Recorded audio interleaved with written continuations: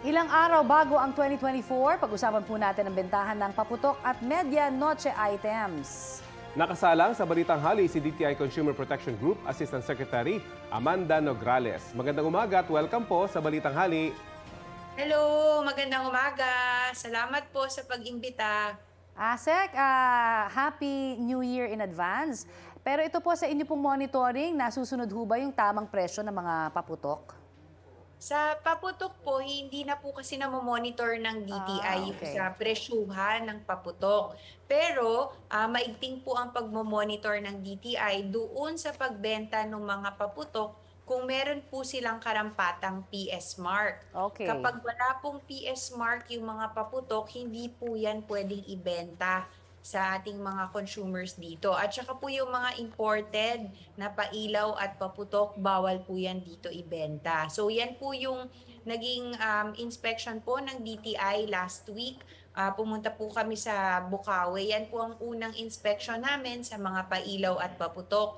Marami po kaming, hindi naman marami, 1,543 pieces po yung na-confiscate natin ng mga pailaw at paputok na may illegal na PS mark. Kumbaga, naidikit po, na ilagay yung PS mark sa mga paputok na hindi naman po autorisado ng DTI. Okay. Ma'am, follow up ko lang dun sa otorisadong PS mark. Kasi sa ating pong mga ordinaryong mamimili, napakahirap, di ba? Malaman kung tutunay ba yun o pineke. Kasi minsan pinipeke na rin yung mismong PS mark. Meron ho ba tayong gabay para malaman talaga kung ito'y peke o hindi?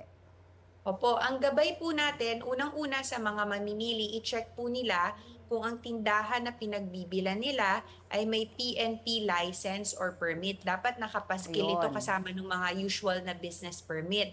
Pangalawa, i-check po nila kung yung mismong paputok, usually nasa box yan or balot ng paputok, kung meron pong PS mark, parang logo yan na globe, tapos merong license number sa ilalim.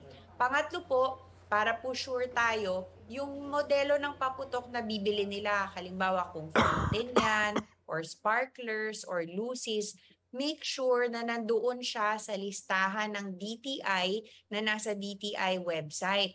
Kasi po ma'am, yung nahuli po namin sa DTI nung nakaraan, bagamat autorisado po yung manufacturer, may PS mark, yung modelo na binibenta niya wala dun sa listahan ng DTI. So yung pangatlong panuntunan po, very important po yan. Make sure na nandoon sa listahan na nakapublish sa DTI website para sigurado tayo ma'am na safe po yung paputok.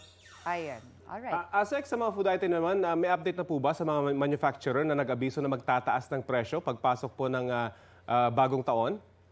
Yun po, currently, meron po tayong total na 63 items coming from 18 manufacturers na nabinbin sa DTI as early as first quarter of 2023.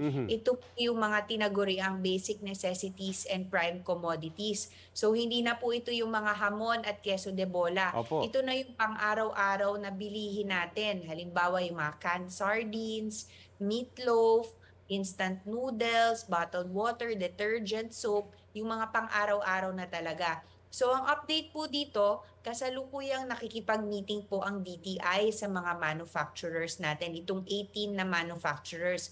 Kasi po yung final nila na notice of price adjustment, kinikilatis po natin yan up to the last centavo. So nagkakaroon po ng masusing back and forth negotiation, tumatawad po ang DTI na kung pwede, wag buong-buo ipasa sa consumer yung price adjustment nila. So currently, ang nangyayari po, marami po kaming meeting with the manufacturers, kami po ni Secretary Pascual, kasi talaga pong ayaw natin tumaas ng sobra-sobra yung presyo. Pero safe po ba para sabihin maganda na yung ating mga consumer? Yun nga po, kasi po 2023 pa po yan na i-file.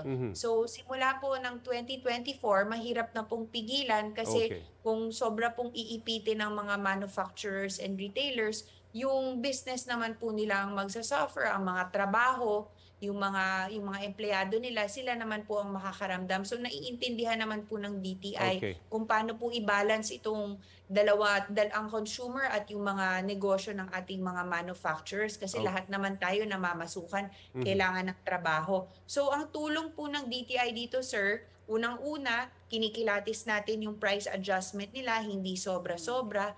Pangalawa, hindi po sabay-sabay ilalabas yan. So, ang gagawin po ng DTI, ipe-pacing, kumbaga, pagpasok ng 2024. At pangatlo, dahil po nagmi-meeting tayo sa mga manufacturers and retailers, naiintindihan natin kung saan nanggagaling yung price increase nila. So, usually, yung sa mga production cost at saka distribution cost. Kaya po ang DTI on our end, sumusuporta po kami sa efforts ng government yung mga para mapababa yung cost ng mga manufacturer. So, halimbawa yung suspension nung pass-through fee sa mga LGU ng mga truck ng mga manufacturer. Yan po, sinusuportahan po yan ni Secretary Pascual para lang hindi fully maipasa sa mga consumer ang Okay. pagtaas ng presyo. Sige po. So abangan na lang natin talaga kung magkano yung itataas. Maraming salamat po sa inyo. Thank you rin po. Thank you, ma'am. Si DTI Assistant Secretary Amanda Nograles.